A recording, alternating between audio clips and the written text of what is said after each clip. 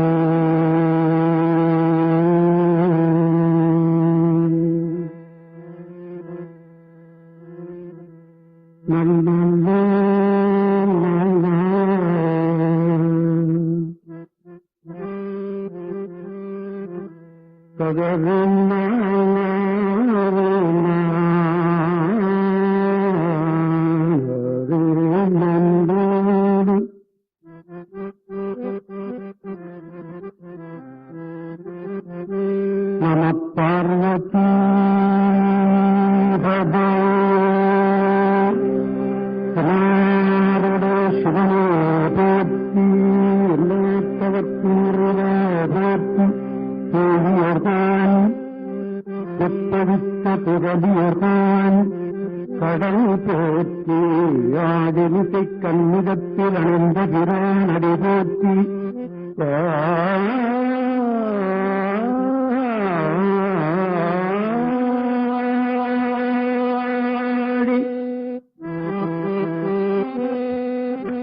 வாடி திருநாவலூர் வந்துண்ட பதம் போற்றி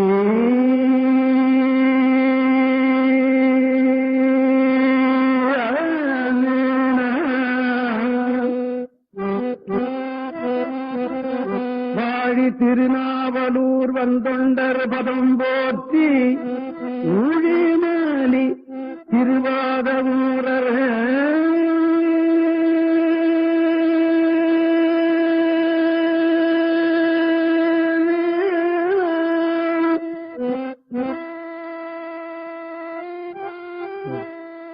ஊழிமாலி திருவாத ஊரர் திருத்தாள்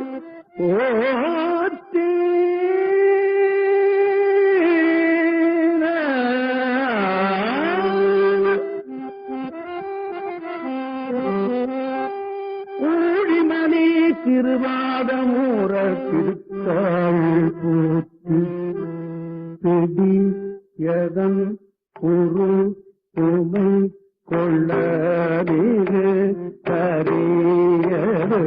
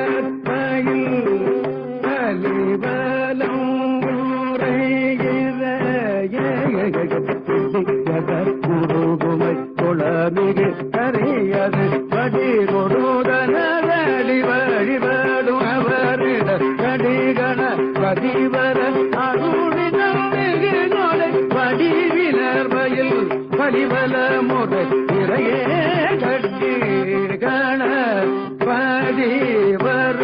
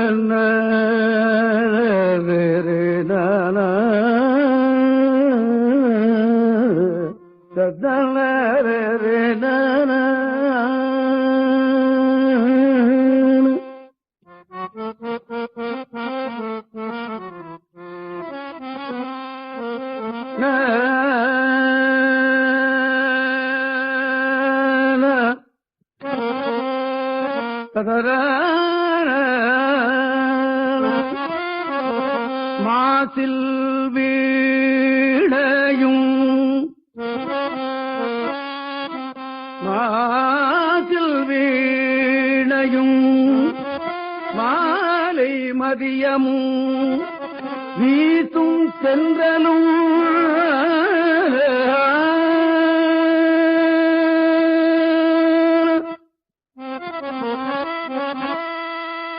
வீங்கு இளவேனிலும்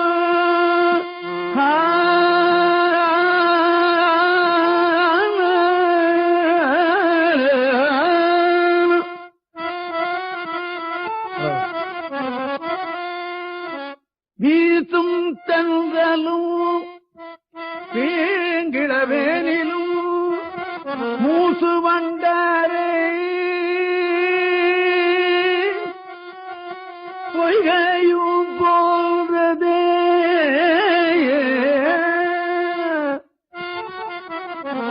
கீதம் எந்தை இணையடி நீடலே இணையடி நீடலே எந்தை இணையடி நீடலே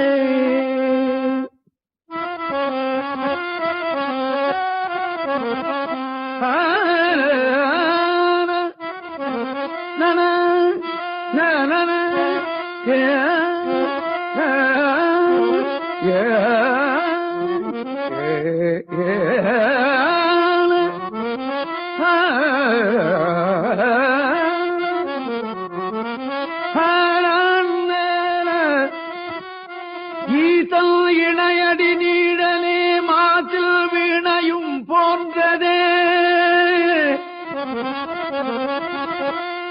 ஈசல் இணையடி நீடலே மாசில் வீணையும் போன்றதே ஈசல் இணையடி நீடலே மாலை மதியமும் போன்றதே ஈசல் இணையடி நீடலே மாலை மதியமும் போன்றதே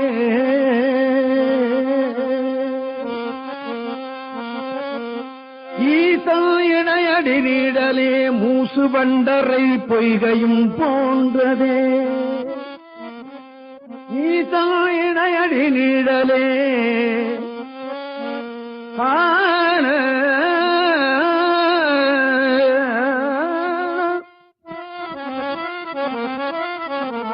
ஈசன் எந்த இணையடி நீடலே வீசு சென்றலும் போன்றதே வீங்கிட வேணிலும் போன்றதே ஈசன் எந்த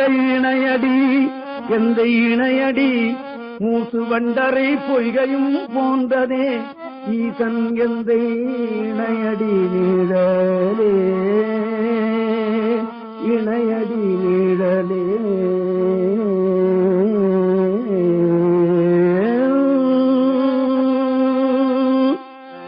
மாசில் வீணையும் மாலை மதியமுக்கு சென்றலும் வீங்கிழவேனிலும் மாசில் வீணையும் மாலை மதியமும் சென்றலும் வீங்கிழவேனிலும் மூசு வண்டரை பொய்கையும் போதே மூசு வண்டரை பொய்கையும் போதது ஈதல் எந்தை இணையடி நீடலே மூசு வண்டரை பொய்கையும் போதது ஈதல் எந்தை இணையடி நீடலே மாசில் வீணையும்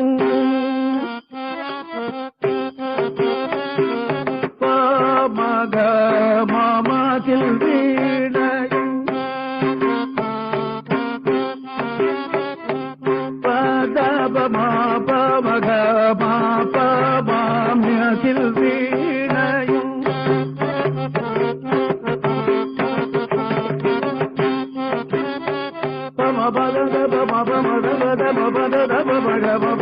பகமமாதில் வீணையும்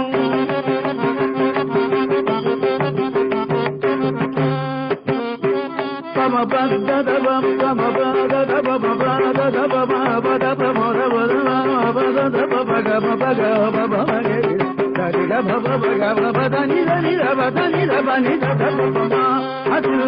வீணையும் பாலே மதியமும் தந்தலும் திங்கில வேலிலும் மூட்டு வண்டரை பொய்கையும் போதது கீதா கந்தை இணையடி நீழலே இணையடி நீழலே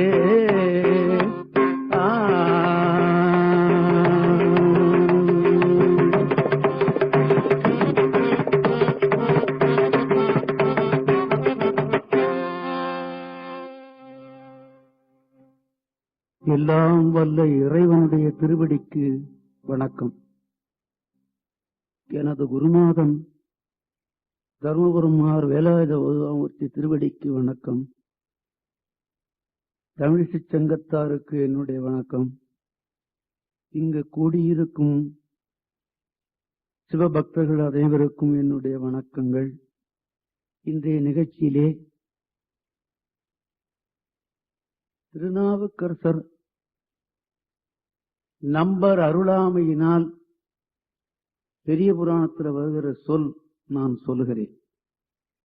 நம்பர் அருளாமையினால் வேற்று மதத்திற்கு சென்றார். நம்பர் அருளினமையினால் மீண்டும் சைவத்திற்கு வந்தார் என்பது சேக்கிழாருடைய திருவாக்கு. இதற்காகவோ என்னமோ தெரியவில்லை, எதற்காகடா என்னுடைய சமயத்தை விட்டு இன்னொரு சமயத்திற்கு சென்றாய் அப்படின்னு ஆண்டவனே ஒரு தண்டனை கொடுக்கணும்னு நினைச்சான் போல இருக்கு.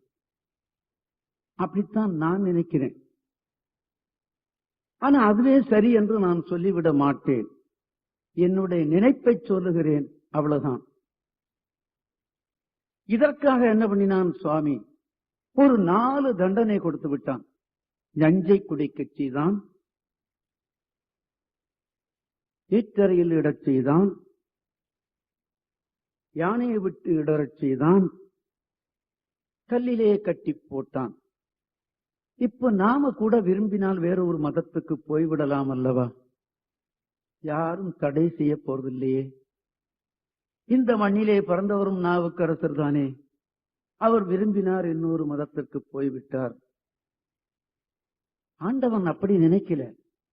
இவனை இப்படியும் ஒரு தண்டனை கொடுத்து அவனை தூயவனாக ஆக்கி ஏற்றுக்கொள்ள வேண்டும் என்று எண்ணி இருக்கிறான் போலும். ஆக நீக்கரையில் இட்டு விட்டார்கள். மாபாவிகள் என்று சொல்லுவார் சேக்கிழார். மாபாவி கடையமணர் என்றும் சொல்லுவார் அவரை. ஏன்? நாவுக்கரசரை நீற்றறையில போட்டு விட்டார்களாம். அந்த ஆதங்கத்தில் சொல்றார் அவர். அந்த நீற்றறையில் இட்ட போது சுவாமி 10 திருப்பாடல், 10 அபூர்வமான திருப்பாடல், 10 திருப்பாடலும் நமக்கு நல்ல உபதேசம். அந்த நீற்றறையில இட்டவனை திட்டினாரா, அல்லது வைதாரா, அல்லது ஒரு சாபம் கொடுத்தாரா? இல்லை, கிடையாது. இந்த நீற்றறை எப்படி இருந்தது என்று சொல்லுகிறார் சுவாமி. நீற்றறைங்கிற வார்த்தை கூட அவருடைய வாக்குல வல்லல. இறைவனுடைய திருவடி வீணையை போன்று ஒலித்தது என்று சொல்லவில்லை. குற்றமில்லாத வீணையை போல ஒலித்தது. அவன் அந்த ஒலியில் என்ன இன்பம் இருக்குமோ அந்த இன்பம் இருந்ததாம் அந்த திருவடியில. மாலையில இருக்கிற மதியம், மதியம் என்று சொல்லி இருக்கலாம், மாலை வேளையில் இருக்கிற மதியம், இளநிலா. அந்த இளநிலாவில் இருக்கிற இன்பம் எனக்கு இருந்தது அந்த நீற்றறையிலே. வீசு தென்றலும் ஜில்லு ஜில்லுன்னு அப்படி ஜில்லுன்னு வீசுகிற தென்றல் எப்படி இருந்ததோ அப்படி இருந்தது அந்த நீற்றறை. வீங்கிளவேனிலும். இளவேனி காலத்துல என்ன இன்பம் இருக்குமோ அது கிடைக்குது. வண்டுகள் மொய்க்கின்ற பொய்கையின் கரையில் இருந்தால் என்ன இன்பம் இருக்குமோ அந்த இன்பம் எனக்கு இருந்தது என்றுதான் சொன்னார் சுவாமி. ஆமா, அதத்தான் மாசில் வீணையும் மாலை மதியமும் ஈசு பெண்களும் வீங்குல வேணிலும் மூசு வண்டரை பொய்கையும் போன்றதே ஈசன் எந்த இணையடி நீடலே. இது வேறொருவன் சொல்ல முடியுமா? சொல்ல முடியுமா? என்ன ஆத்திரம் வரும், என்ன கோபம் வரும், கோபரத்தில் என்ன வார்த்தை உபயோகப்படுத்துவான் என்று கூட தெரியாது. கோபத்திலே என் உச்ச எல்லையில் போனதுக்கு அப்புறமா செய்த தவறு செய்தவனை அவன் கொலை செய்யக்கூட துணிவானே. இவருக்கு இந்த எண்ணம் எப்படி வந்தது? அருளாளன். ஆமா, அவர்கள் நான் கோபத்துக்கு அப்பாற்பட்டவர்கள். ஈசனுடைய திருவடி இனித்தது என்றுதான் சொல்லுகிறார். இது முதல் பாடல். இரண்டாவது பாடல் அவருடைய உபதேசம் என்ன சொல்லுகிறது என்று பார்ப்போம். உங்களுக்கும் தெரியும், எனக்கும் தெரியும் அந்த பாடல். நான் நினைவூட்டத்தான் வந்திருக்கிறேன். ஆமா, இந்த பாடல் தெரியாதவர்கள் இருக்க முடியாது. நிச்சயமாக தெரியாதவன் இருந்தான்னா அவன் செய்வன் அல்ல.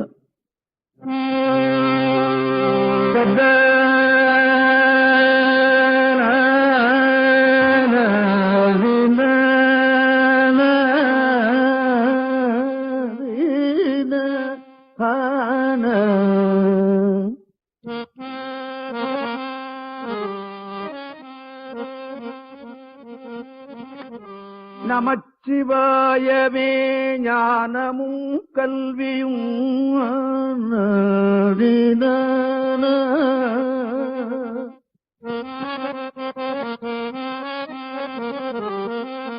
நமச்சிவாயவே ஞானமும் கல்வியும் நமச்சிவாயவே நான் அறிவிச்சையும்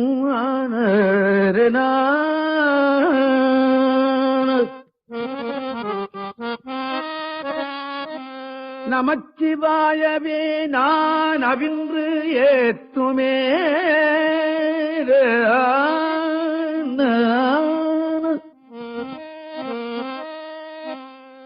நமச்சிவாயவே நன்னறி காட்டுமே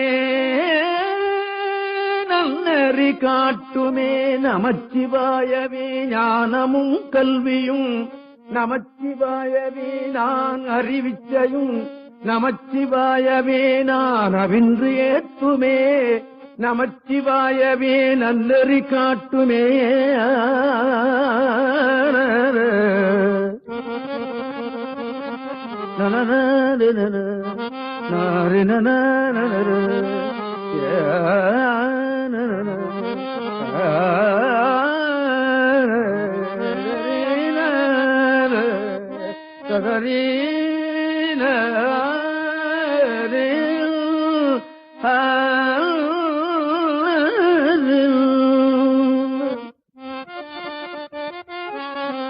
நமச்சிவாயவே நன்னறி காட்டுமே நெறி காட்டுமே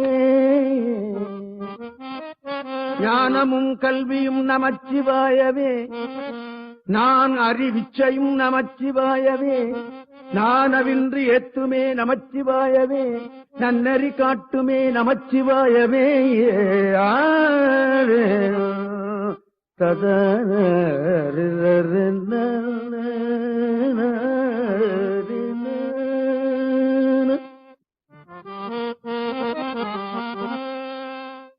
சுண்ணாம்பு நீற்றறையின் வெதுப்பத்திலே இருக்கிறவர். வெத்தலை பாக்கு போடுறவங்களுக்கு தெரியும், கொஞ்சம் சுண்ணாம்பு கூட தடவிட்டால் அந்த வெத்தலை பாக்குல திரும்பி 3 நாள் ஆகும் ஒழுங்கா சாப்பிட. ஆமா, நீற்றறையில இந்த உடம்பவே தூக்கி போட்டாச்சுன்னா, நம்ம வீடு ஒயிட் வாஷ் பண்ணோம்னா 2 நாளைக்கு குடியிருக்க முடியல, 3 நாளைக்கு குடியிருக்க முடியல. அந்த காரம் நமக்கு தாங்க முடியல. அந்த காரத்தினால நமக்கு உடம்பு உஷ்ணமாயிடுது, சளி பிடிச்சுக்குது, தொந்தரவெல்லாம் வருது. நீற்றறையிலே தூக்கி போட்டார்களே மாபாவி கடை அமணர்கள். சுவாமி கோபம் வந்ததா? உபதேசம்தான் வந்தது. முதல் பாட்டுல சொல்கிறார், ஈசன் திருவடி எனக்கு இனித்தது. அடுத்ததுல நமச்சிவாயவே, கல்வியும் நமச்சிவாயவே, செல்வமும் நமச்சிவாயவே. எனக்கு ஒரு வித்தை தெரியும். விச்சை என்பது வித்தை. விச்சை வித்தை. வைத்துக்கொள் என்பதான் நாட்டு வழக்கில் வச்சுக்கோ அப்படிங்கிறான். இத்து இச்சாக வரும் என்று சொல்லுவார்கள் தமிழ் பெரியோர்கள். ஆக விச்சை, எனக்கு ஒரு விச்சை தெரியும். என்ன தெரியுமா? அதுதான் நமச்சிவாய மந்திரத்தை ஓதுதல். அந்த நமச்சிவாய மந்திரம் நன்னெறியை காட்டும் நெறி வழி. நமச்சிவாய மந்திரத்தை நான் ஓதுதலினாலே நல்ல வழியில் நான் சென்று விடுவேன். இதிலிருந்து நமக்கு என்ன தெரிகிறது? நமக்கு கிடைத்தது அத்தனையும் நமச்சிவாய மந்திரத்தினால் வந்தது என்று நாம் எண்ணிக்கொள்ள வேண்டும் என்பதுதான் சுவாமியினுடைய கருத்து. கல்வியும் அப்படி, ஞானமும் அப்படி. கிடைத்தது எல்லாமே அவன் கொடுத்ததுதான். அதத்தான் பட்டினத்தடிகள் சொல்லுவார், சிவன் தந்தது செல்வம் என்று சொல்லுவார். ஆக எதுவானாலும் அவன் தந்ததே இல்லையா? ஆமா. வித்தையும் அவன்தான் தந்தான். அவன் நினைத்துக் கொண்டு விட்டானே ஆனால் இந்த வித்தையை அவன் எடுத்துக் கொள்ளுவான். அவன் நினைத்துக் கொண்டானே ஆனால் நிச்சயமாக இந்த கல்வியையும் செல்வத்தையும் கொடுத்தது அத்தனையும் அவன் எடுத்துக் கொள்ளுவான். அவனுக்கு விருப்பம் இருப்பின் எடுத்துக் கொள்ளுவான். எடுத்துக்கொண்டு விட்டானே ஆனால் இவன் தேடிக்கொள்ள முடியாது. நிச்சயமாக அவன் கொடுத்தான். எத்தனையோ பேர் நிறைய சம்பாதித்தவன் பிற்காலத்தில் கட்டப்பட்டது நமக்கு தெரியும் தானே. கட்டப்பட்டவன் நிறைய மறுபடியும் சௌக்கியமாக இருந்தவன் நாம பார்ப்போம் தானே. என்ன அர்த்தம்? அவன் கொடுக்க வேண்டும் என்று நினைத்தான், கொடுத்து விட்டான். எடுத்துக்கொள்ள வேண்டும் என்று நினைத்தான், எடுத்துக்கொண்டு விட்டான். இதுதான் நமக்கு கிடைக்கிறது என்பதை இரண்டாவது பாட்டு நமக்கு உணர்த்துகிறது. மூன்றாவது பாட்டை பார்ப்போம்.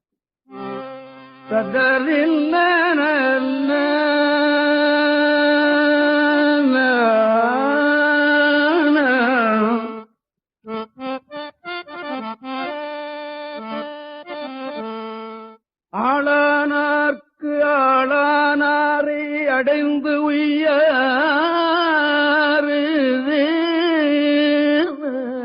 கதறின்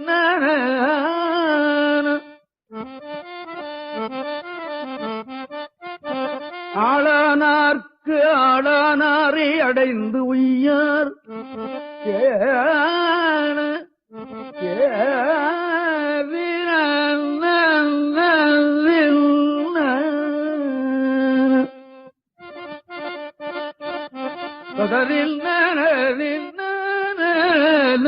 மிளாட்செய்து மெய்மையுள் நிற்கிறார்.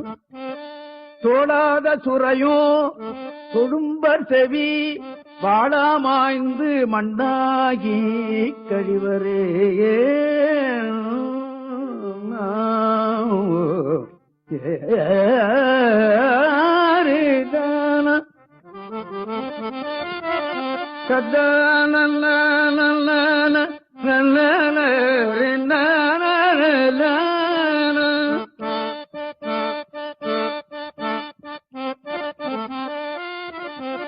அதனால்தானே சுந்தரமூர்த்தி சுவாமிகள் திருவாரூர்ல போகும்போது ஒரு அடியார் சிவன் கோயிலுக்கு தரிசனத்துக்கு போகிறவர் அடியார்களை கும்பிடாமல் போகிறானே, வணங்காமல் போகிறானே என்று நினைத்தார் இல்லையா? அவரும் நினைத்துக் கொண்டுதான் சென்றார். நினைத்தவர் தான், சொன்னவர் தான் நினைத்தார் அவர் வணங்காமல் போகிறான் அப்படின்னு. ஆனால் பெரிய புராணப்படி பார்த்தோம். ஏனால் சுந்தரர் இந்த அடியார்களுக்கெல்லாம் அடியேன் ஆவது எப்போது என்று நினைத்துக் கொண்டுதான் சென்றார். ஆனால் சொன்ன அடியவர் அவன் வணங்காமல் செல்கிறான் என்று நினைத்து விட்டார். ஆண்டவன் அடியெடுத்து கொடுத்து விட்டான். பிள்ளைவாழ் அந்த அடியார்க்கும் அடியேன் என்று சொன்னவன் திருவாரூர் சிவன். ஆமா, இந்த வரியை சொன்னவன் திருவாரூர் சிவன். திருநீலகண்டத்து குயவனார்க்கடியேன் என்று தொடங்கிவிட்டார். ஆக அடியாருடைய திருவடியை வணங்கினால் நமக்கு உய்யும் கதி கிடைத்து விடும் என்பது சுவாமியினுடைய தீர்ப்பு. தத்தான ஆளானார்க்கு ஆளானாரை அடைந்து உய்ய மீளாச் செய்து மெய்மையுள் நிற்கிறார்.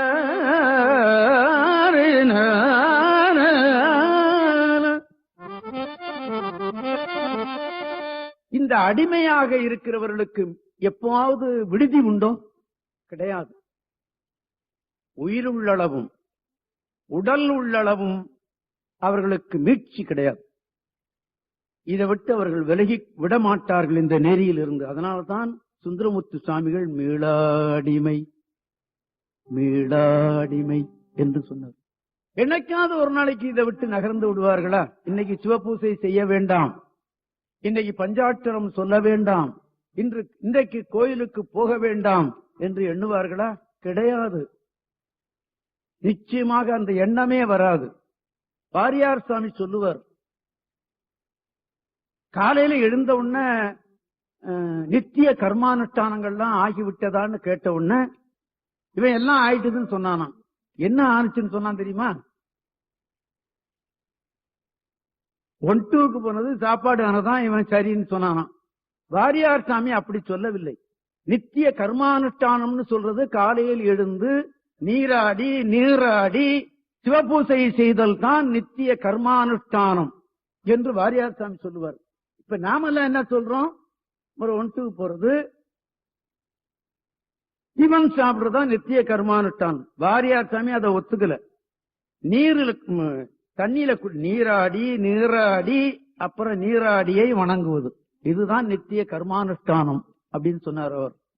எல்லாத்திற்கும் மாறுதலான கருத்து. மாறுதலான கருத்து அல்ல, அவர் சொல்றதான் உண்மையும் கூட. ஆக மீளா ஆட்செய்து மெய்மையுள் நிற்கிறார்.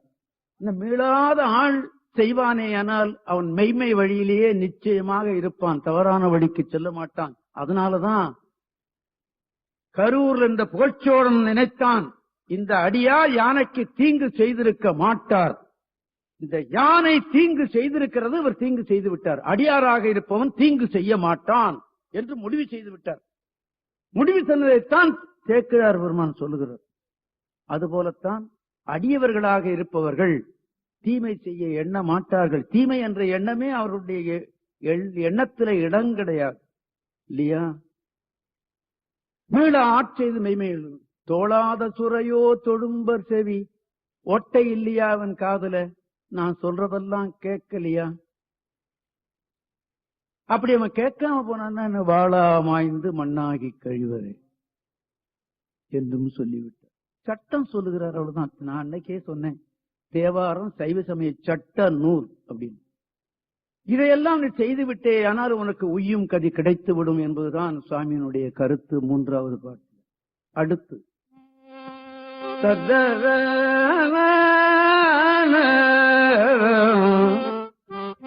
இந்த கருத்துக்கள் எல்லாம்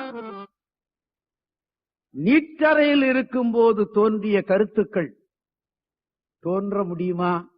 சொல்ல முடியுமா? நினைக்கத்தான் முடியுமா? இப்படி ஒரு கருத்தை எண்ணி பார்க்கணும் நாம.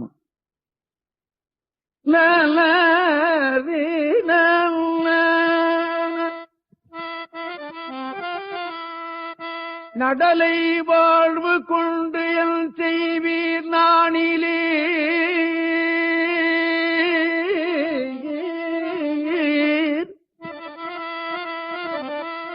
சுடலை சேர்வது சொற்பிரமாணமே,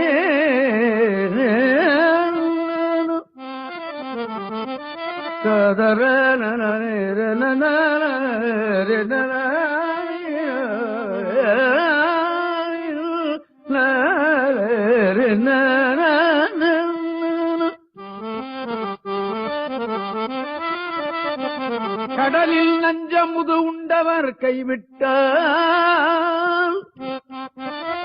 உடலினார் கிடந்து ஊர் முனி பண்டமே,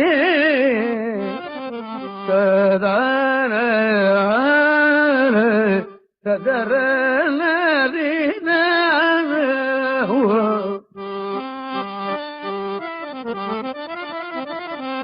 வாழ்க்கை நிலையாமை. நிச்சயமாக நீ அந்த இடத்துக்கு போய் விடுவாய். இதையும் வாரியார் வாரியார் சொல்லாததே கிடையாது. எல்லா கட்சிக்காரனும் எல்லா மனிதர்களும் பணக்காரனா இருந்தாலும் படித்தவனா இருந்தாலும் கடைசியாக போற இடம் எல்லாம் ஒரே இடம்தான் அப்படின்னு வருவார். எவ்வளவு உட்கருத்து தெரியுமா அவருடைய பேச்சுல. ஆயிரக்கணக்கான மக்கள் அவர் பேச்சு கேட்டு திருந்தியவர்கள். அதனால எல்லோரும் அங்க போற. சொற்பிரமாணமே சுடலை சேர்வது சொற்பிரமாணமே, கடலின் நஞ்சமுதுண்டவர் கைவிட்டால் உடலினார் கிடந்து முனி பண்டமே, பூ கை கொண்டு அரண் பொன்னடி போற்றிலார், நாக்கை கொண்டு அரண் நாமும் நவில் கீழர், அக்கைக்கே இறை தேடி பலமந்து காக்கைக்கே இரையாகி கழிவரே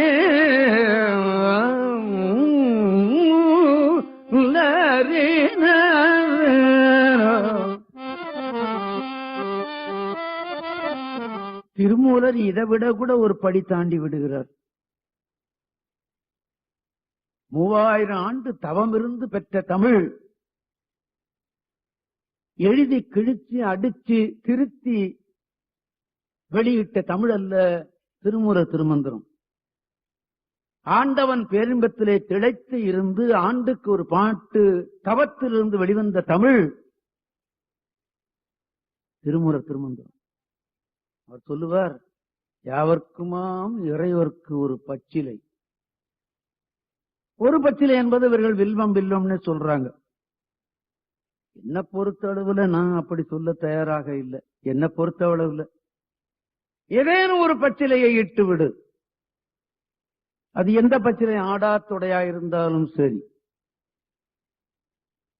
எது கண்ணுல உனக்கு அகப்படுதோ அதை எடுத்து அவன் தலையில வைத்து விடு, அவன் திருவடியில் வைத்து விடு.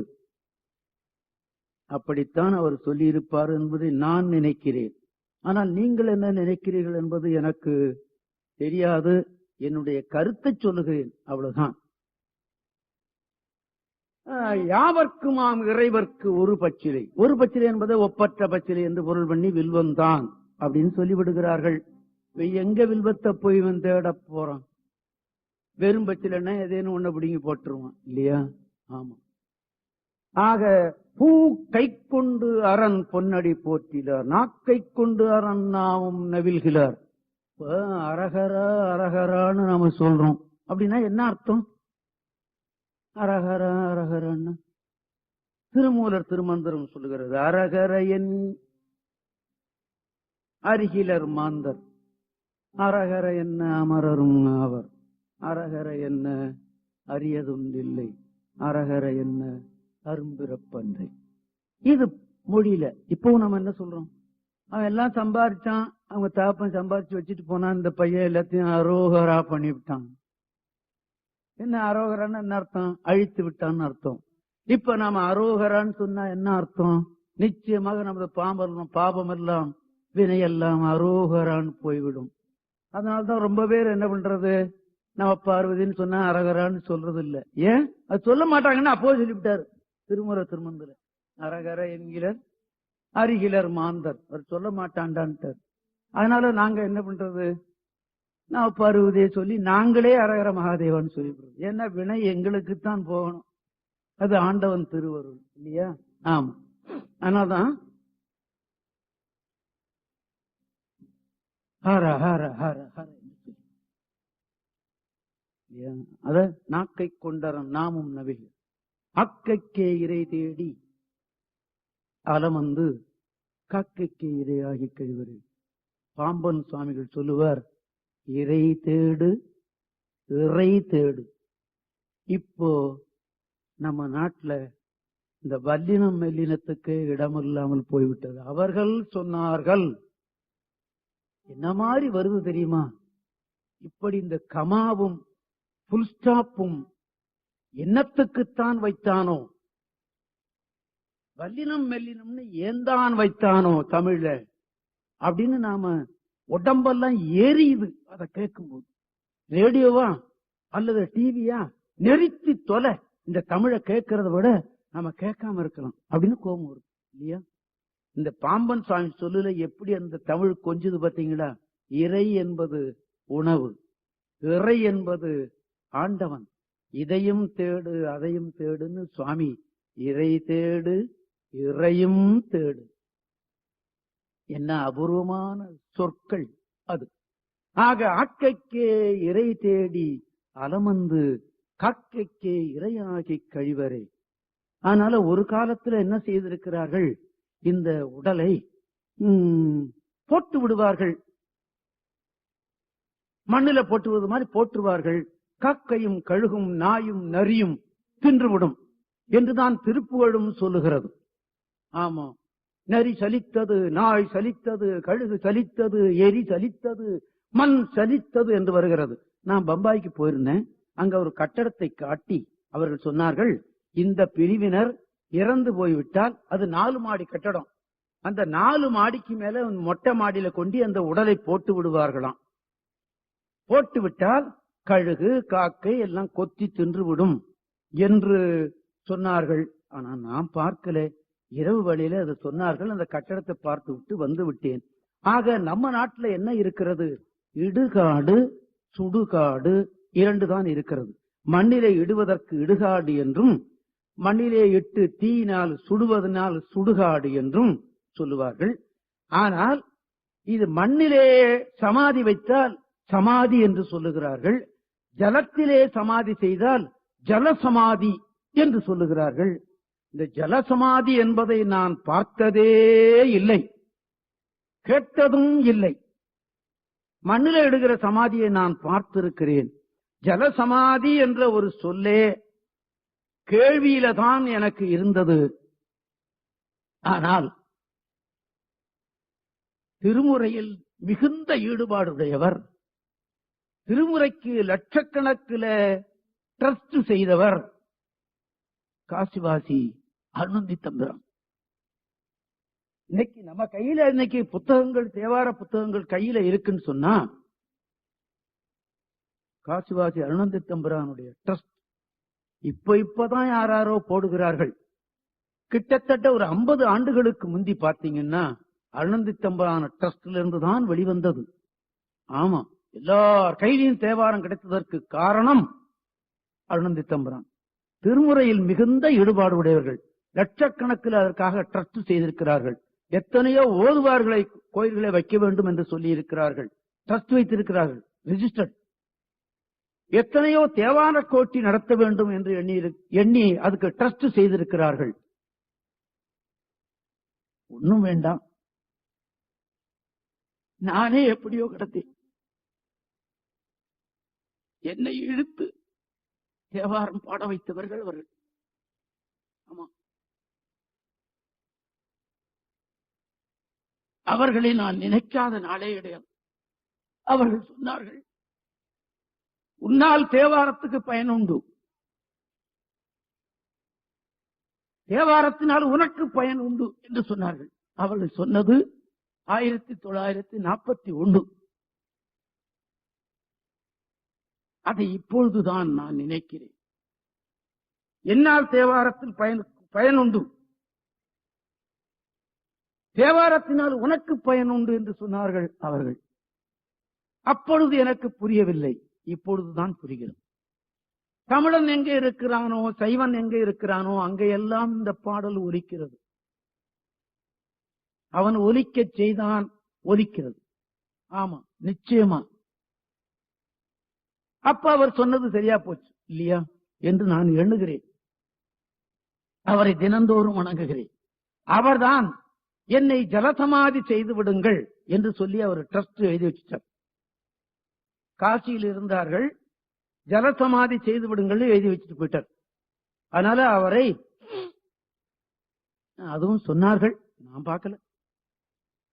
கருங்கல்லினால பெட்டி இருக்குமாம், அந்த பெட்டியில இந்த உடலை எடுத்து வைத்து நட்டு போட்டு டைட் பண்ணி அந்த பெட்டியில நிறைய ஓட்டை இருக்கும், மீன்கள் போகிறது மாதிரி. உங்களுக்கு தெரியும், காசியில மே ஜூன்ல கூட 80 அடி 90 அடி உயரம் தண்ணீர் போகும் காசியில. மழை காலம் சொன்னா 200 அடி அப்படித்தான் போகும் என்று சொல்லுகிறார்கள். இப்பவும் கூட 80 அடி 60 அடிக்கு குறையில்லாத தண்ணி உயரம். அதுல கொண்டு போட்டு விடுவதுதான் ஜலசமாதி. என்று சொல்லுகிறார்கள். அப்படித்தான் அவரை செய்தார்கள். இந்த உடல் கங்கையில் இருக்கும் மீன் சாப்பிடட்டும் என்று சொல்லி இந்த உடலை அப்படி போடச் சொன்னார்கள் என்று நான் கேள்விப்பட்டேன். அப்படியே செய்து விட்டார்கள். ஆக காக்கைக்கு இரையாகி கழிவரே என்று வருத்தப்படுகிறார் சுவாமி. ஆக இந்த ஆக்கை இருக்கும் பொழுதே அவனை நாக்கினால் வழுத்திவிட வேண்டும், கையினால் பூக்கை கொண்டு அவனை போற்றிவிட வேண்டும் என்பது நாவுக்கரசருடைய சட்டம். அதுக்கு அடுத்து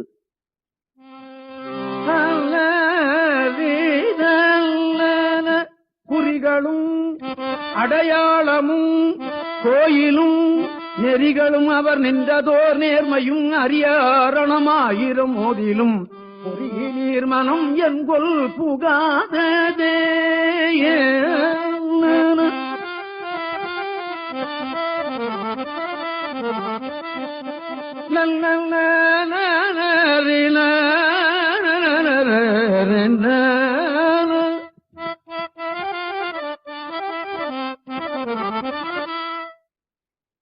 இந்த செய்கையெல்லாம் செய்யாதவனே அறிவிலி என்று கூட அவர் சொல்லுவதற்கு தவறவில்லை என்பதும் நாம எண்ணும்.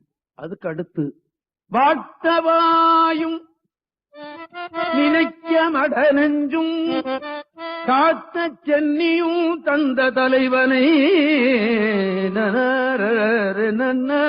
கதன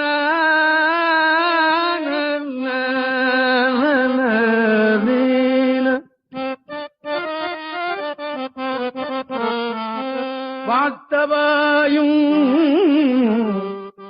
நினைக்க மட நெஞ்சும் காத்த சென்னியும் தந்த தலைவனை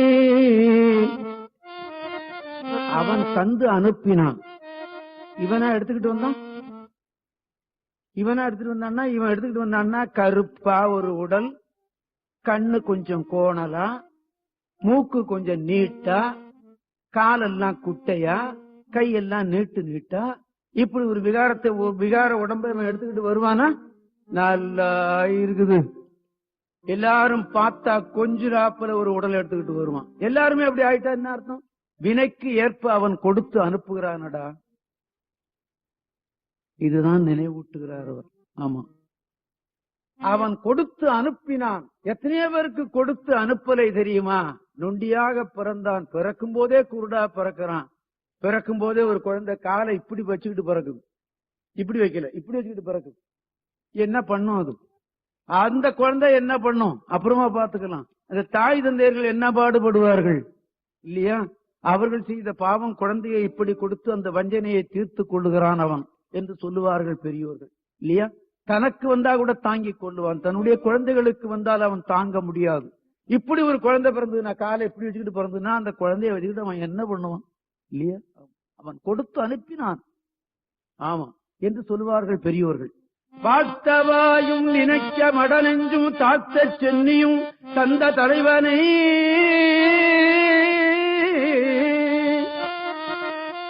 என்ன செய்ய வேண்டும்? நீ அவனை வாழ்த்தி விடு. தேவார பாடல் தெரியலையா? திருவாசகம் தெரியலையா? நமச்சிவாய மந்திரத்தை கூடவா வர பண்ணணும், நெற்று பண்ணணும்? வேண்டில்லையே. நமச்சிவாய நமச்சிவாய நமச்சிவாய நமச்சிவாய நமச்சிவாய என்று சொல்லிவிடு. வீட்டு வேலையும் பார்த்துக்கோ. அக்கா வீட்டை விட வேண்டாம், பொண்டாட்டி விட்டுற வேண்டாம், பிள்ளைய விட்டுற வேண்டாம். இதையும் சொல்லிக்கோ. இறையும் தேடு, இறை தேடு, இறையும் தேடு என்பதுதான். ஆக பார்த்தவாயும் நினைக்க மடனெஞ்சும் தாட்ட சென்னியும் தந்த தலைவனை தூத்த மாமல தூவி துதி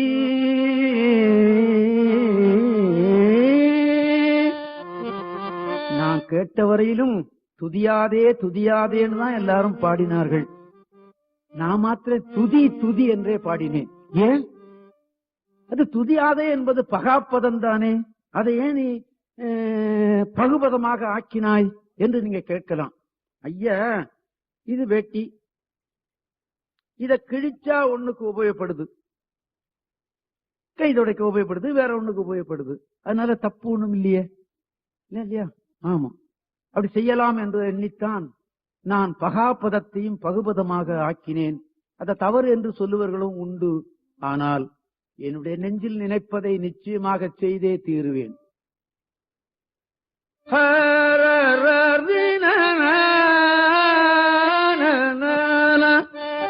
சுத்தமாமலர் தூவி துதியாதே விட்டவாவினையே நெடுங்காலமே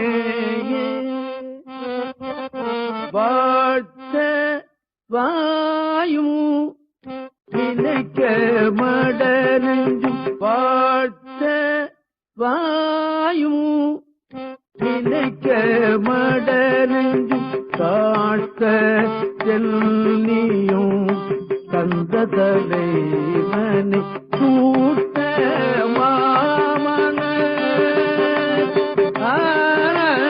தூத்த மாமன தூவி துதி தூத்த மாமன தூவி துதி தூத்த மாமன தூவி துதி யாதே விட்டவா வினையே நெடுங்காலமே விடவா வினையே நெடுங்காலமே மாமலர்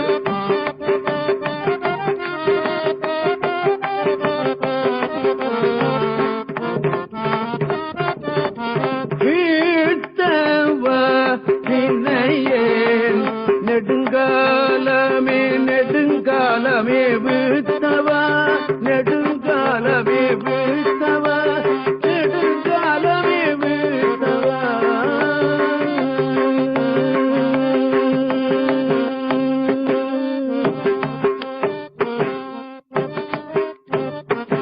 சுவாமி ரொம்ப வருத்தப்படுறார்.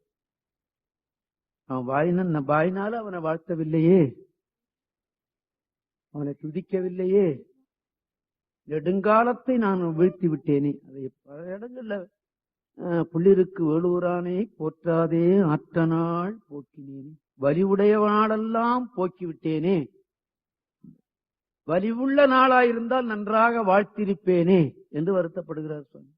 எழுது பாவை நல்லார் திறம் விட்டு நான் தொழுது போற்றி நின்றேனையும் சூழ்ந்து கொண்டு உழுதசால் வழியே உழுவான் பொருட்டு இழுதை நெஞ்சம் இதன்படுகின்றதே, மாதர் இன்பத்திலே திளைக்கதற்காக இழுத்து கொண்டு செல்லுகிறதே இழுதை நெஞ்சம் என்றும் அவர் சாடத் தவறவில்லை இல்லையா?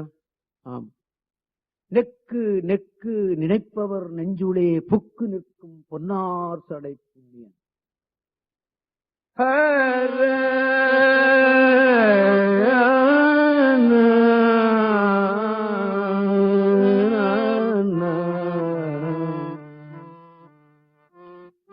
நீ நினைத்து விடு, நினைத்து விட்டால் அந்த நெஞ்சத்துக்குள் அவன் வந்து விடுவான் என்பதுதான் இவருடைய வாக்கில் மற்றொரு இடத்தில் ஒலிக்கிறது. நினைப்பவர் மனம் கோயிலா கொண்டவன். நீ நினைத்து விடு, அது போரும்.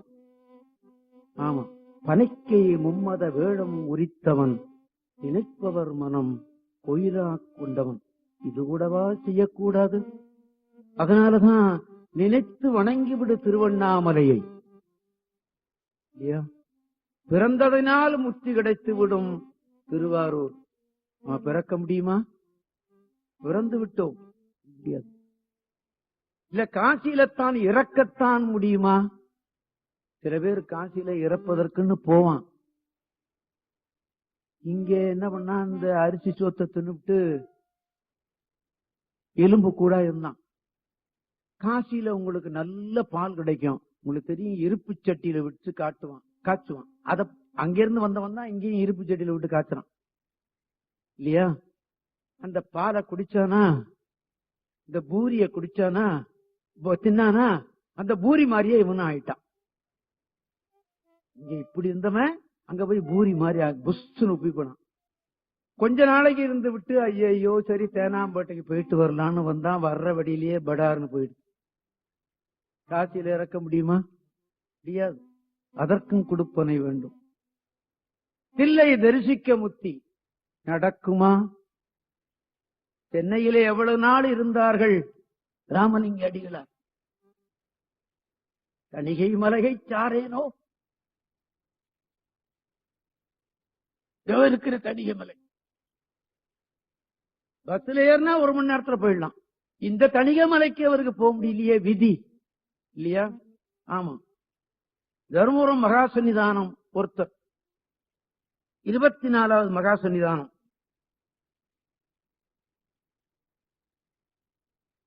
அவரிடம் அணுக்கத் தொண்டனாக இருந்தவன் நான். படிக்காத மேதை, அறிவின் பொக்கிஷம், செயலின் இருப்பிடம் அவர். படிக்காதவர்,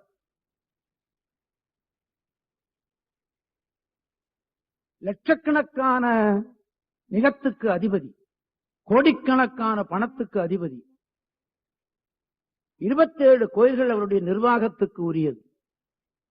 27 கோயில்களுடைய நிலம் எங்க இருக்குதுன்னு அவர் டேபிள்ல இருக்கும் மேப். அந்த நிலத்துல ஏதேனும் ஒரு தகராறுனா எந்த கோயில் நிலம் அப்படின்னு சொல்லிட்டு அந்த மேப் எடுத்து போட்டு எந்த இடத்துலடா அந்த தகராறு அப்படின்னு கேட்பார் அவர். அப்படி ஒரு புத்தலி. ஆமா. 8 மணிக்கு என்ன வந்து பார் அப்படின்னு ஒருத்தனை சொல்லி இருந்தாக்கா 8:05 வந்தான்னா அவனை திரும்பி கூட பார்க்க மாட்டார். படிக்காத மேதை. 7:55 வந்தாலும் திரும்பி பார்க்க மாட்டார். 8 மணிக்கு வந்தான்னா வா என்ன விஷயம் சொல் அப்படின்னு கேட்பாரு. 8:05 வந்தாருன்னா எனக்கு வேற வேலை இல்ல, போயிட்டு வா, சாட்சி 4 மணிக்கு வாழ்ந்துவார். திரும்பி கூட பார்க்க மாட்டார். அவர்கிட்ட வேலை பார்த்தேன். 7.5 ஆண்டுகள் இருந்தேன் அவர்கிட்ட. 7:45 அவருக்கு 2 இட்லி சாப்பிடணும். 7:45 ஆனா அந்த 2 இட்லி எதுக்கு இருக்கணும்? அப்படி 2 இட்லிக்குள்ள 2 இட்லி கூட சாப்பிட மாட்டார்.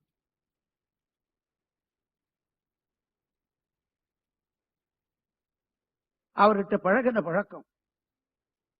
நான் மேடையில வர்றேன்னு பாடுறதுக்கு ஒத்துக்கிட்டேன்னு சொன்னா 100 கச்சேரி ஒத்துக்கிட்டு இருந்தேன்னா 99 கச்சேரி நேரத்தோடு போய் விடுவேன். ஒரு கச்சேரி ஏதேனும் தவறு ஏற்பட்டு இருக்கும். தருமபுரம் சாமிநாதன் நேரம் கழித்து வந்தான்னு வாழ்க்கையில வரவே வராது. ஏன்? இளமையில அவர்கிட்ட பழகின பழக்கம். 8 மணிக்கு குளிக்கணும்னு இருக்கும் அவர்கிட்ட.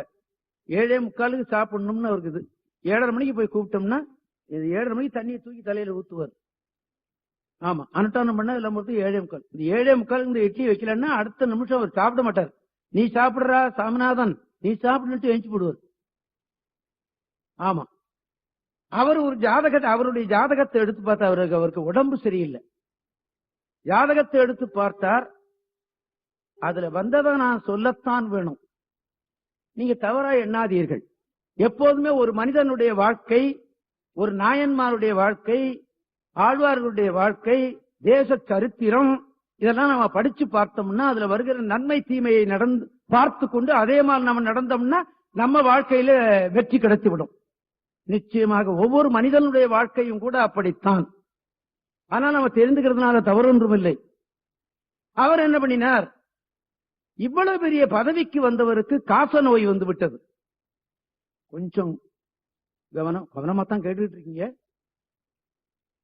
இதை நெஞ்ச விட்டு அகலல. இவ்வளவு பெரிய பதவிக்கு வந்த எனக்கு காச நோய் ஏன் வந்தது அப்படின்னு அவர் என்ன பண்ணினார்? இந்த காக்கையர் நாடி அப்படிங்கறத எடுத்து பார்த்தார். எடுத்து பார்த்த போது அதுல என்ன வருகிறது? போன ஜென்மாவில் நீ பழனி மலையில் ஒரு பெரிய அன்னதானம் செய்து கொண்டிருந்தாய். நீ வருகிறவனுக்கெல்லாம் சோறு போட்டாய். அப்படி போட்டுக்கொண்டு இருக்கும் பொழுது ஒரு நாள் எல்லாம் போட்டு முடிந்ததுக்கு அப்புறமா பாத்திரத்தை எல்லாம் கழுவி கவுத்துட்டான். 2 மணிக்கு ஒரு பிச்சைக்காரன் வந்து ஐயா அப்படின்னு கூப்பிட்டான். இவர் சொன்னாரா 12 மணிக்கு தானடே சோறு, மணி 2 ஆகிறது, எல்லாம் போட்டு முடிஞ்சு போச்சு, கவுத்து விட்டேன், போயிட்டு வா அப்படின்னு சொல்லியிருக்காரு. வர்ற வழியில எனக்கு இருமல் வந்துருச்சியா, வர முடியல, அதுக்கு நான் என்ன செய்வேன் அப்படின்னு இவர் சொன்னாராம். திருப்பி இந்த வேர்டெல்லாம் அவ்வளவும் அதுல வருது இந்த காக்கையர் நாடியில். அது பொய்யோ சரியோ அதை பத்தி நமக்கு அந்த வருகிற அந்த அந்த போகிற வழியை மாத்திரம் தெரிந்து கொள்வோம். அவன் சொன்னான் திருப்பி, காச நோயினுடைய கட்டம் உனக்கு தெரியுமா? இருமல் வந்தா அப்படியே விழுந்துருவான் கீழே, இல்லையா? இருமல் வந்தது, கீழே விழுந்து விட்டேன், இந்த நோய் உனக்கு வந்தாதானே தெரியும் என்று சொன்னானா அவன். எப்படி அந்த ஒரு சொல்லு சொன்னா இவருக்கு இந்த ஜென்மாவில் இந்த நோய் வந்துடுது அப்படின்னு எழுதி வைக்கிறான். இன்னைக்கு இல்லாத அக்கிரமும் பண்றானே, எத்தனை பேர் வயது எரிகிறது, என்னென்ன சொல்லுகிறான்கள், இது எப்படி பலிக்கும், எப்படி எவன் எவன் அனுபவிச்சு சாக போறான்னு நினைக்கும் பொழுது வள்ளற் பெருமான் சொன்னதுதான் நினைப்பு வருகிறது எனக்கு. எது? நல்லோர் மனதை நடுங்கச் செய்தேனோ. அருட்பாவை நான் புரட்டி பார்த்தேன். அருட்பாவில் எனக்கு அவ்வளவு பரிச்சயம் இல்ல, பாடமும் இல்ல. நல்ல புத்தகம் 2 கொடுத்தார் பொள்ளாச்சி ஐயா, புரட்டி பார்த்தேன். அதுல இந்த ஒரு 40 வரி வந்தது, என் நெஞ்ச விட்டு அகலவே இல்லை. ஆமா, இன்னைக்கு இருக்கிற மனிதர்கள் செய்துகிட்டு இருக்கிறத 200 ஆண்டுகளுக்கு முந்தையே எழுதி வச்சுட்டாரே சுவாமி அப்படின்னு நினைச்சேன். நல்லோர் மனதை நடுங்கச் செய்தேனோ, நட்டாற்று கையை நழுவ விட்டேனோ, அன்புடையார்க்கு துன்பம் செய்தேனோ, ஆலய கதவை அடைத்து வைத்தேனோ, இறப்போர்க்கு பிச்சை இல்லை என்றேனோ.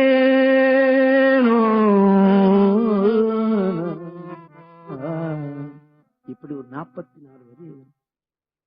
குடிக்கிற குளத்தை தூர்த்தேனோ, குருவை வணங்க கூசி நின்றேனோ, அன்புடையார்க்கு துன்பம் செய்தேனோ, மண்ணோரம் பேசி வாழ்வழித்தேனோ, கலந்த சிநேகிதரை கலகம் செய்தேனோ, நெல்லும் கல்லும் கல்லும் நெல்லும் கலந்து விட்டேனோ.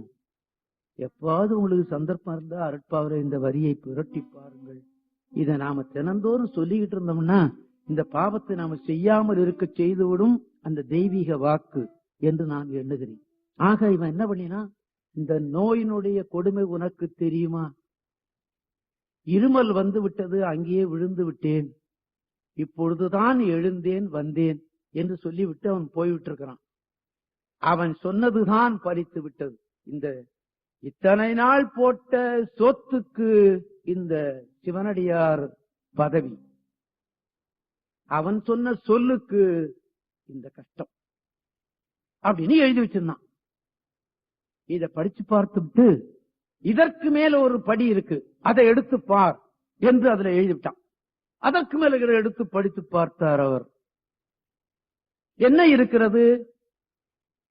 நீ பழனிக்கு போய் பழனி ஆண்டவனுக்கு அபிஷேகம் செய்து பச்சை பட்டு சாத்தி நீ வணங்கின அந்த நோய் உனக்கு நிவர்த்தின்னு எழுதியிருக்கு.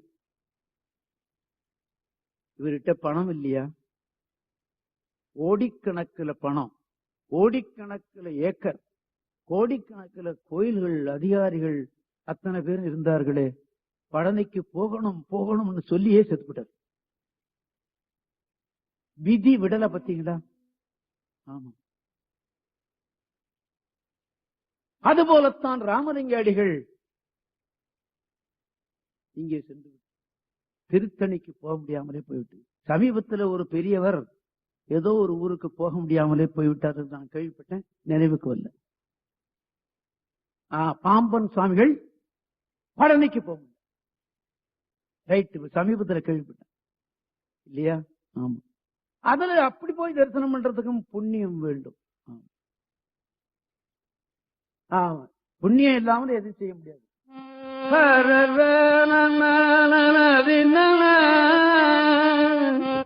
அப்படி நினைப்பவர் மனம் கோயிலா கொண்டவன். நீ நினைத்து விடு, உன் நெஞ்சுக்கு அவன் வந்து விடுவான்.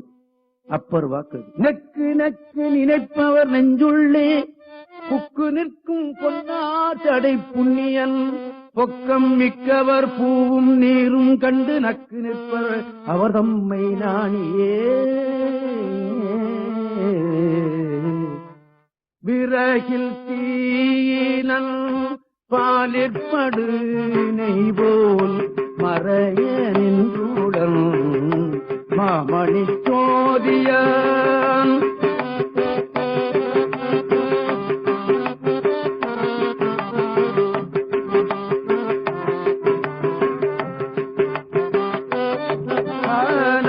விறகில் தீயினல் பாலிற்படு நெய் போல் மறைய நின்றுடன் மாமணி சோதியான் உறவு கோல் நட்டு உணர்வு கயிற்றினார் உறவு கோல் நட்டு உணர்வு கயிற்றினார் முருக வாங்கி கடைய முன்னிட்டுமே முருக வாங்கி கடைய முன்னிட்டுமே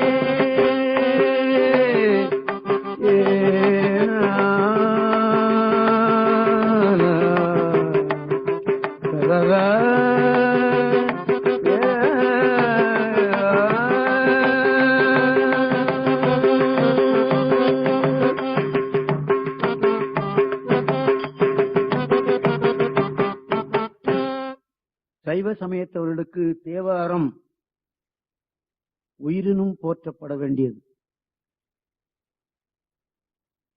தேவாரத்திலே அப்பர் சுவாமிகள் பாடிய ஒரு திருப்பதிகம்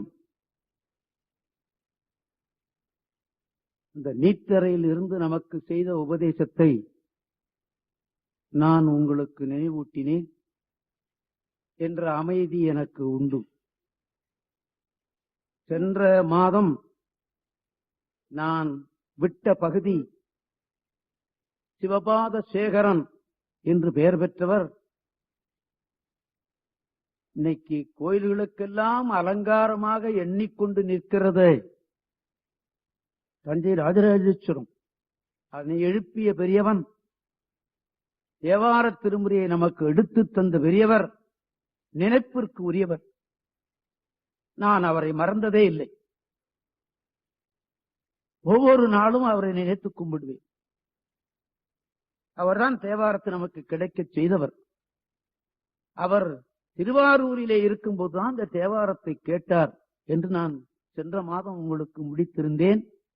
சம்பந்தர் பாடியதை கேட்டார், அப்பர் பாடியதை கேட்டார், சுந்தரர் பாடியதையும் அவர் கேட்டார் என்று செவிவதி செய்தி நமக்கு கிடைக்கிறது. என்ன பாடலை கேட்டார் என்று நாம் இப்பொழுது எண்ணி பார்ப்போம்.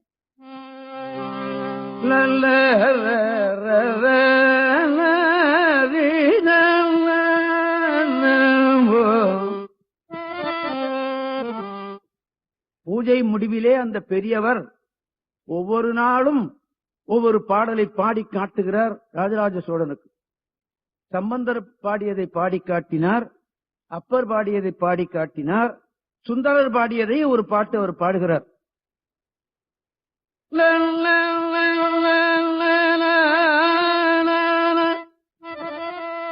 பொன்னும் மெய்ப்பொருளும் தருவானை போகமும் திருவும் உணர்ப்பானே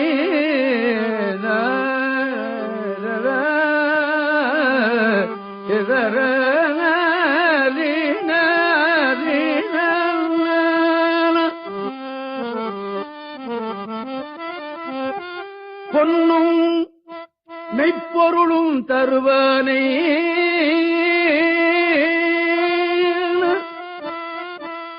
மோகமும் திருவும் உணர்ப்பானை பின்னையல் பிழையை பொறுப்பானை பிழையெல்லாம் தவிர பணிப்பானை இன்ன தன்மயம் என்றறிவுண்ணா எம்மானை எளிவந்த பிரானை அன்னம் வைகும் வயற்படனத்து அணி ஆரூரானை மறக்கலுமாமே.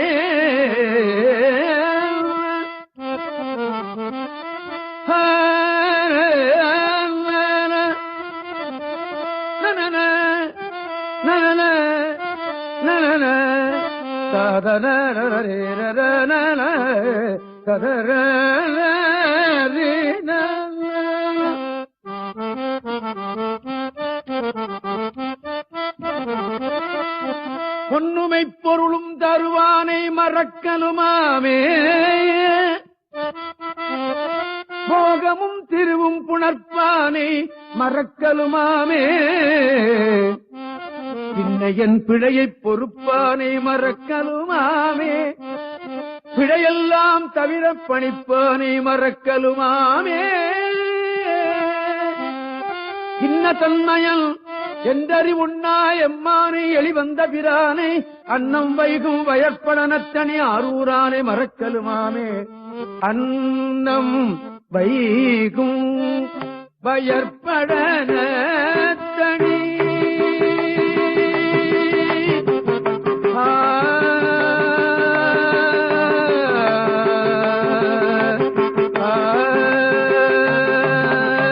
அன்னம் வைகும் வயற்படனத்தனி ஆரூரானை மறக்கலுமாமே அன்னம் வைகும் வயற்படனத்தனி ஆரூரானை மறக்கலுமாமே அன்னம் வைகும் வயற்படனத்தனி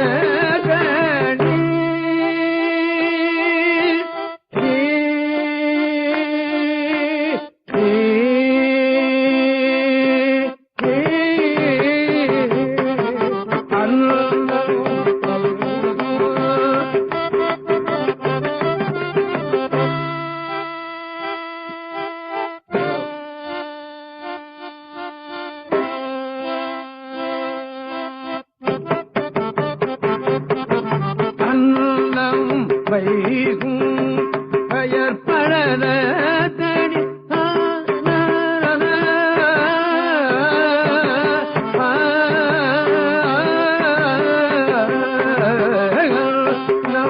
வைகும் வயற்படனத்தனி ஆரூரானை மறக்கலுமாமே அன்னம் வைகும் பாகபத சரிகளும் வைகுமோ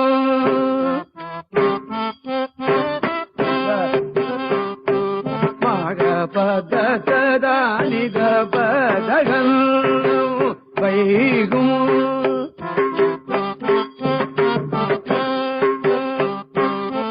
தனித பகதானிதகளும் வைகுமோ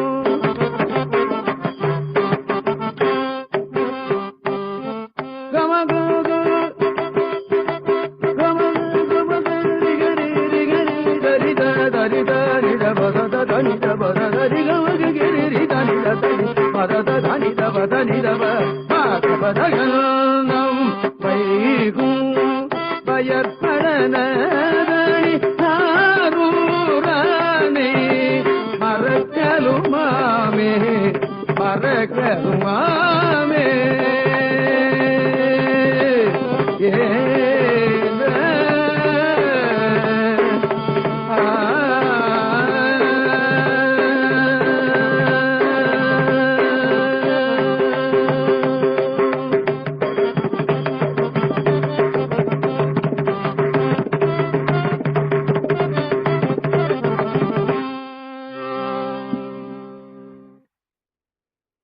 இந்த பாட்டை அந்த பெரியவர் பாடினார்.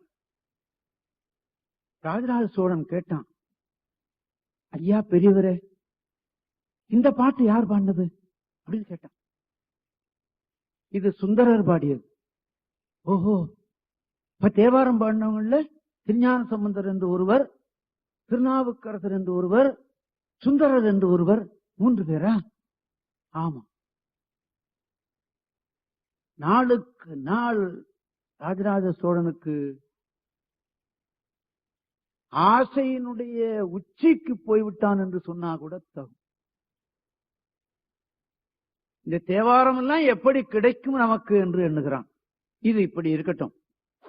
இன்னொரு ஒரு விஷயம், தெய்வ சேக்கிழார் பெருமான் சொல்கிறார் இந்த பதியம் நமக்கு எப்படி வந்ததுன்னு. சுந்தரமூர்த்தி சுவாமிகளுக்கு தம்பிரான் தோழர் என்று ஒரு பேர் உண்டு. அதுபோல சேரமான் தோழர் என்றும் சுந்தரருக்கு ஒரு பேர். தம்பிரான் தோழர்னா சிவனுக்கு தோழர்னு பேர். சேரமான் தோழர்னா சேரமானுக்கு நண்பர் என்று பேர்.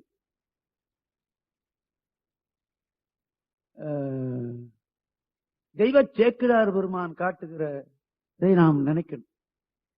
இந்த சேரமான் பெருமான் நாயனாருக்கு கடறிற்று அறிவார் அப்படின்னு பேர். கடறுதல் என்று சொல்லுதல். அது அணிப்பிள்ளைக்கு கிக்கின்னு கத்துனா கூட அது ஏன் கத்துதுன்னு ஒரு சொல்லிவிடுவார். காக்கா உண்டு காக்கா காக்கா காக்கான்னு கத்துனா அது ஏன் கத்துது? சோத்துக்கு கத்துதா, வேற யாராவது காணும்னு கத்துதா அப்படின்னு அவருக்கு தெரியும். பள்ளி ஒண்ணு கத்துதுன்னா ஏன் கத்துதுன்னு அவருக்கு தெரியும். அம்மாவுக்கு தெரியும் குழந்தை ஏன் கத்துது பாலுக்குன்னு. நமக்கு தெரியுமா? ஏண்டி கத்துதுன்னு நாம கேட்போம். அவளுக்கு தான் தெரியுது பாலு கத்துக்குதுன்னு, இல்லையா? அப்படி கடறிட்டு அறிவார்னு அவருக்கு பேர்.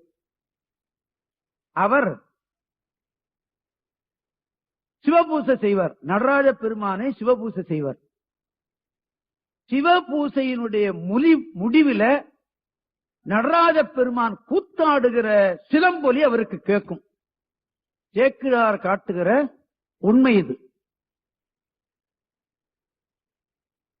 அந்த சிலம்பொலி அவருக்கு கேட்கும். அந்த பூசையை அவன் ஏற்றுக்கொண்டான்னு அர்த்தம், இல்லையா? நடராஜ பெருமான பூசை பண்ணுவார். பூசை முடிவிலே சிலம்பொலி கேட்கும். ஒரு நாள் கேட்கல. ஒரு நாள் கேட்கல. இவருக்கு நம்ம பூசையில ஏதோ தவறு செய்து விட்டோமோ அப்படின்னு நினைச்சு வாழை எடுத்து தன்னுடைய உயிரை மாற்றிக் கொள்ளணும்னு நினைக்கிறார் அப்படின்னு நினைக்கிறேன். கதையில கொஞ்சம் தப்பு இருக்குமோ, இருந்தால் விட்டுடுங்க. ஆக கருத்துல சரியா இருக்கும் அப்படின்னு நினைக்கிற வேளையில சிலம்பொலி கேட்டது. ஆண்டவனை கேட்டார் இந்த கடறி தெரிவார் சேரமான் பெருமாள். சுவாமி, எப்போதும் பூசை முடிவிலே சிலம்பொலி கேட்குமே, இன்று சிலம்பொலி கேட்க காலம் தாழ்த்தது காரணம் என்ன அப்படின்னு ஆண்டவனை கேட்கிறார். ஆண்டவன் அப்படி பேசி இருக்கிறார் அவர்கள்ட்ட எல்லாம். இன்னைக்கு ஆண்டவன் நம்மளை கண்டா ஓடியோ போடுறான்.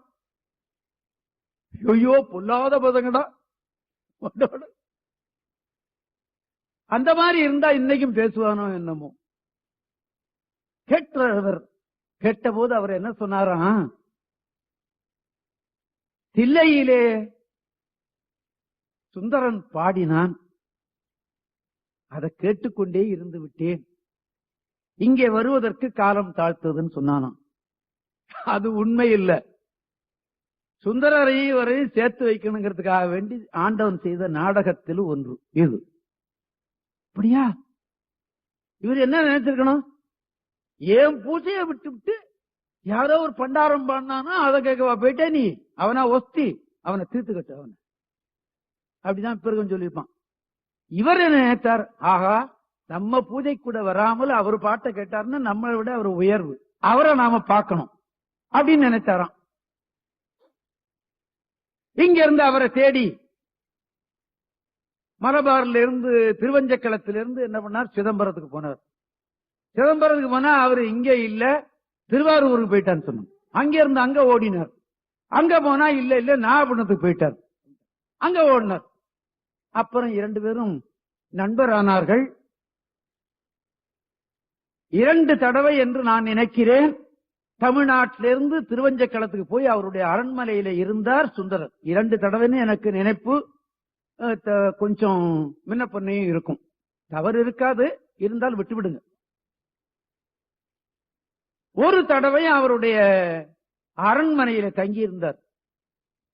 தங்க ஊஞ்ச பலகை, வெள்ளினால முத்துனால அந்த கம்பி,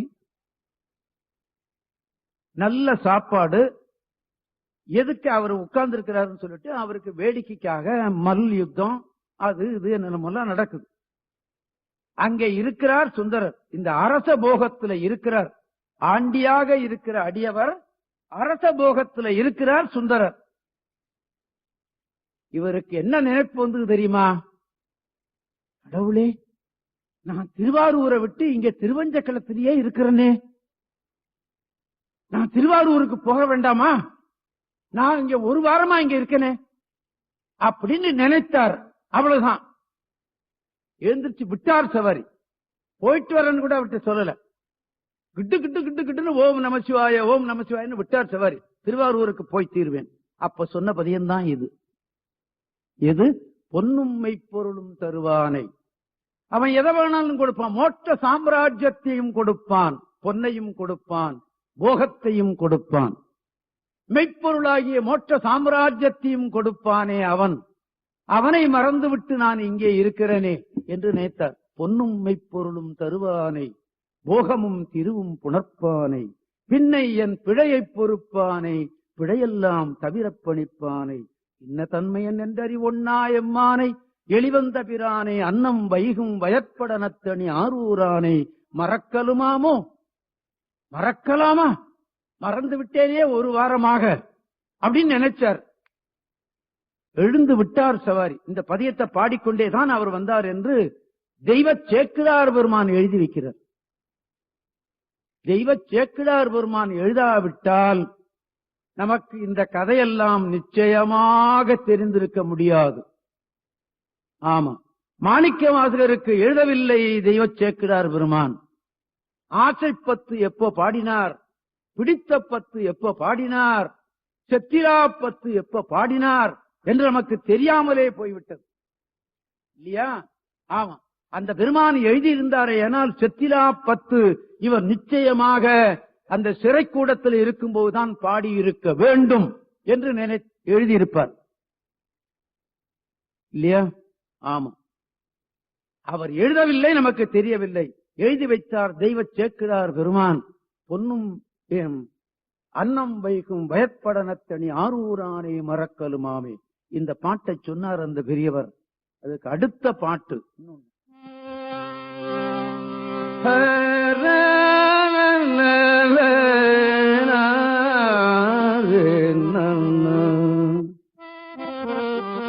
கட்டமும் பிணியும் களைவானை, காலத்தீரிய காலுடையானை, கட்டமும் பிணியும் களைவானை, காலத்தீரிய காலுடையானை, விட்ட வேட்கை வெண்ணோய் களைவானை, பிறவினால் விடுதற்கரியானை, பட்ட வார்த்தை பட நின்ற வார்த்தை வாராமே தவிர பணிப்பானை, அட்டமூர்த்தியை மட்டவிழ் சோலை ஆரூரானை மறக்கலும் ஆமே, ஆரூரானை மறக்கலும் ஆமோ என்பதுதான் ஆமே என்று இருக்கிறது என்று சொல்வார்கள் பெரியவர்கள். இந்த அற்புதமான பாட்டை கேட்டான் ராஜராஜ சோழன். இதற்கப்புறமும் ஒரு நாள் பூஜையின் போது இந்த பெரியவர் வேற இன்னொரு பாட்டு சொன்னார் சுந்தரர் தேவாரத்திலிருந்து. மீள அடிமை உமக்கே ஆளாய் பிறரை வேண்டாதே, மீள அடிமை உமக்கே ஆளாய் பிறரை வேண்டாதே, பிறரை மூள நீ போல் உள்ளே கலந்து முகத்தான் மிகவாடே, ஆளாய் இருக்கும் அடியார் தங்கள் அல்லல் சொன்ன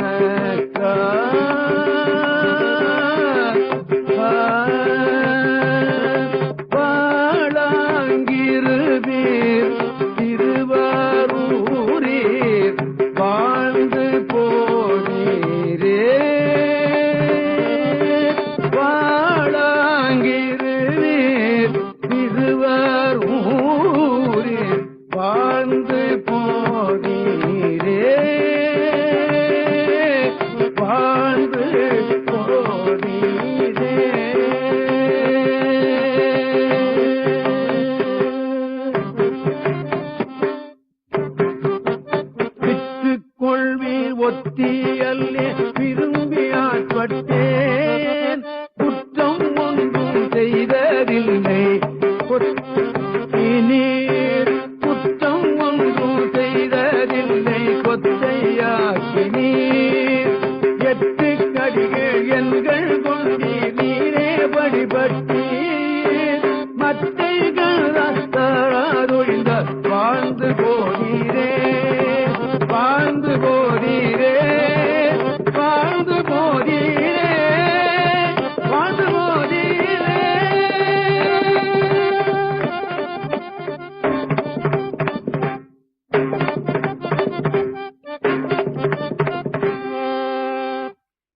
இந்த பாடலை கேட்டான் ராஜராஜ சோழன். ஐயா, இவர் ஏதோ வருத்தப்பட்டு பாடுவது போல் இருக்கிறதே, ஏதோ ஒரு கண் தார வேண்டும் என்று சொல்லுவது போல் பாட்டு அமைந்திருக்கிறதே என்று கேட்டான் அந்த பெரியவரை. வரலாறு ஒன்றும் எனக்கு தெரியாது, எங்கள் குடும்பத்திலே பாடிக்கொண்டிருந்த பாடலை நான் பாடி காட்டி விட்டேன் என்று சொன்னார் அந்த பெரியவர் என்று கர்ண பரம்பரை செய்தி சொல்லுகிறது. ஆனால் பின்னாலே வந்த தெய்வ சேக்கிழார் பெருமான் வரலாறு சொல்லுகிறார். பதியத்துக்கு சுந்தரர் கண்ணை இழந்து விட்டார். ஒரு கண் ஏகாம்பரத்தில் கிடைத்து விட்டது, இன்னொரு கண் நீங்கள் நினைக்கலாம், ஐயா ஒரு கண்ணு தான் கிடைச்சு போச்சு ஐயா, அத்தோட போக வேண்டியதானே அப்படின்னு. நிச்சயமாக 2 கண்ணினாலும் பார்த்தால்தான் பார்வை சரியாக இருக்கும். அது சரியாக இல்லை என்பதை நானே இப்ப அனுபவிக்கிறேன். ஆமா, எனக்கு இந்த இடது கண்ணு தகராறு. 6 பார்த்தா 8 தெரியுது, 8 பார்த்தா 6 தெரியுது. இன்னொன்னு, பக்கத்துல வர்றவங்க யாருன்னு கூட தெரிய மாட்டேங்குது இல்லையா? அது தவறல்லவா? ஐயா பக்கத்துல வந்து ஆம்பளையா இருந்தா நான் கைப்பட்டு போச்சுன்னா சரின்னு பேசாம போயிடுவான், பெண்ணா இருந்தா பெரிய தொந்தரவா போயிடுமே இல்லையா? ஆக 2 கண்ணாலும் பார்த்தால்தான் பார்வை சரிப்படும், 2 கையாலும் செய்தால்தான் கை சரிப்படும், காலும் அப்படியே. ஏமா, இது கடவுளுடைய அமைப்பு அப்படி.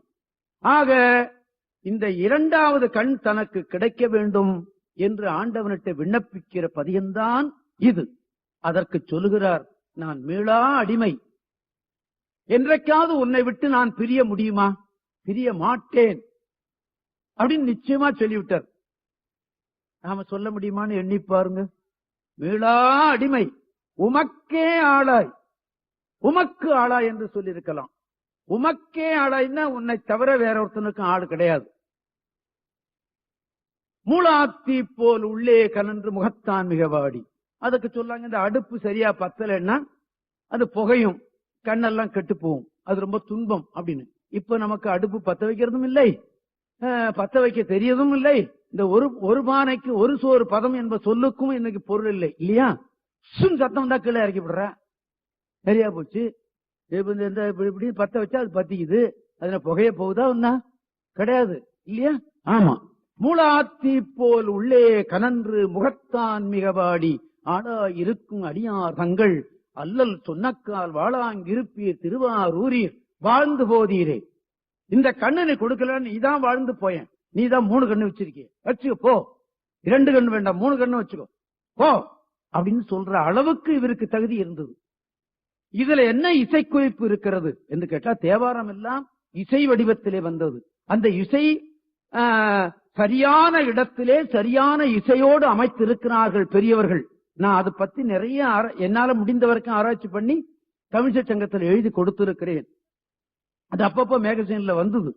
இதற்கு ஒண்ணும் இப்போ கை காலு இதெல்லாம் இல்லாதவன் அவன் ஊனம் உள்ளவன், அவன் எதுக்க கூட வர சகுனத்துல அவன் வரக்கூடாது இல்லையா?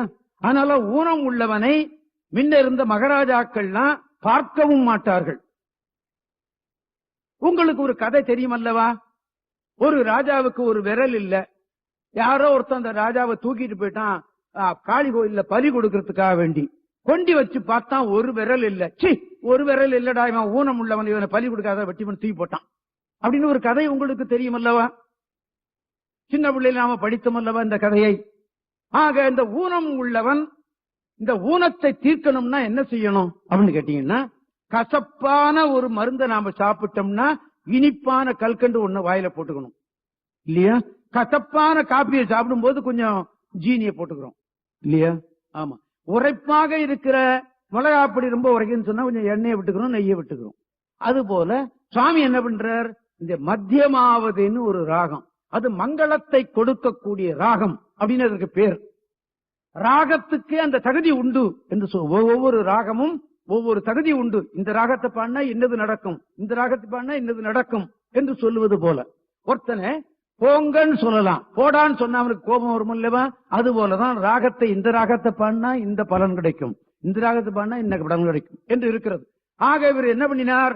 அமங்கலமாக இருக்கிற சுந்தரமூர்த்தி சுவாமிகள் தனக்கு மங்களம் கிடைக்க வேண்டும் என்று எண்ணிய பொழுது மங்களமான ஒரு ராகத்தையும் சேர்த்து கொண்டு இந்த மீளாடிமை பாடி மங்களம் பெற்றார் என்று இசை நுணுக்கம் சொல்லுகிறது என்பதோடு இருக்கட்டும். ராஜராஜ சோழன் 3 பேருடைய பாடலையும் கேட்டான். இன்னும் பல தமிழ் செய்வாணர்களையும் அவன் சந்தித்தான் என்று கர்ண பரம்பரை செய்தி இருக்கிறது. நாம் அடுத்த மாதம் அதனை எண்ணி பார்ப்போம், அதோடு சில பதிகங்களும் பாடி பார்ப்போம் என்று சொல்லி நாமெல்லாம் பஞ்சாட்சரம் சொல்லி இந்த நிகழ்ச்சியை இன்னும் 3 நிமிடம் இருக்கிறது, நாம் நிறைவேற்றிக் கொள்வோமாக. நாம் சைவத்தில் பிறப்பதற்கு பெரும் புண்ணியம் செய்திருக்கிறோம், சிவனை வணங்குவதற்கு புண்ணியம் செய்திருக்கிறோம், திருநீறு அணிய புண்ணியம் செய்திருக்கிறோம், ருத்ராட்சம் அணிய புண்ணியம் செய்திருக்கிறோம், பஞ்சாட்சரம் சொல்லுவதற்கு புண்ணியம் செய்திருக்கிறோம் என்று நீங்கள் எண்ணிக்கொள்ளுங்கள். வேறு ஒரு மதத்தவனை பார்த்து அவன் அப்படி இருக்கிறான், உயர்வாக இருக்கிறான் என்று எண்ணி விடாதீர்கள். நீங்கள் தான் உயர்ந்தவர்கள், நாம் தான் உயர்ந்தவர்கள் என்று நிச்சயமாக எண்ணிக்கொள்ளுங்கள் என்று சொல்லி பஞ்சாட்சரம் சொல்லி இந்த நிகழ்ச்சியை நான் நிறைவேற்றிக் கொள்ளுவேனாக. இன்று அமாவாசை, யாருமே வரமாட்டார்கள் என்று சில பேர் பயமுறுத்தினார்கள். நான் நினைத்து விட்டேன், நான் ஊதுகிற சங்கை ஊதி விடுவோம், பொழுது விடிந்த போது விடியட்டும் என்று நினைக்கிறவன் நான். கடமையை செய்கிறவன், கடமையை செய்து விட்டேன். தமிழிசை சங்கத்தாரை நான் கேட்டேன், இது எனக்கு கிடைக்க வேண்டும், சைவ மக்களுக்கு இந்த தேவாரத்தை சொல்ல வேண்டும் என்று நான் நினைத்தேன், பாடி காட வேண்டும் என்று நினைத்தேன். இது 2வது நிகழ்ச்சி. மீண்டும் ஒரு தடவை தமிழிசை சங்கத்தாருக்கு என்னுடைய வணக்கத்தை சொல்லி பஞ்சாட்சரம் சொல்லி நிறைவேற்றிக் கொள்ளுவேன். அடுத்த மாதம் நாம் சந்திப்போம். ஓம் நம சிவாய சிவாய நம. ஓம் ஓம் நம சிவாய சிவாய நம. ஓம். உங்களுக்கு எவ்வளவு நன்றி சொன்னாலும் தகாது. நான் போன மாதம் சொன்னேன், கைத்தட்டி கொண்டுதான் சொல்லணும்னு. எவ்வளவு நினைப்பாக செல்லுகிறீர்கள், வணக்கம் செலுத்திக் கொள்கிறீர்கள். ஓம் நம சிவாய சிவாய நம. ஓம். ஓம் நம சிவாய சிவாய நம. ஓம். ஓம் நம சிவாய சிவாய நம. ஓம் நம சிவாய நம. ஓம் நம சிவாய சிவாய நம. ஓம் நம சிவாய சிவாய நம. ஓம் நம சிவாய சிவாய நம. ஓம் நம சிவாய சிவாய நம. ஓம் நம சிவாய சிவாய நம. ஓம் நம சிவாய சிவாய நம. சிவாய நம. சிவாய நம. சிவாய நம. நம பார்வதி பதையே. நாடுடைய சிவனே போற்றி.